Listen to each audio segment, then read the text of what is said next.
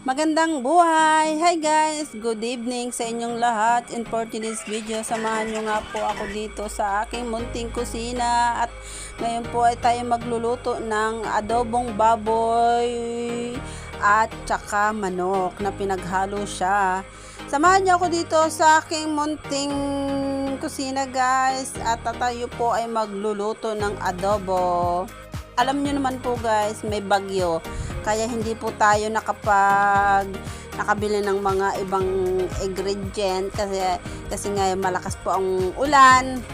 Hindi po tayo makalabas at pagpasensyahan niyo na po ang aking voice over din at hindi po talaga ako mahilig mag voice over at hindi po talaga ako masyado salita dito sa voiceover. Pasensya na guys at samahan niyo ako dito sa aking munting kusina guys, and thank you for watching guys. Ito nga po ay request na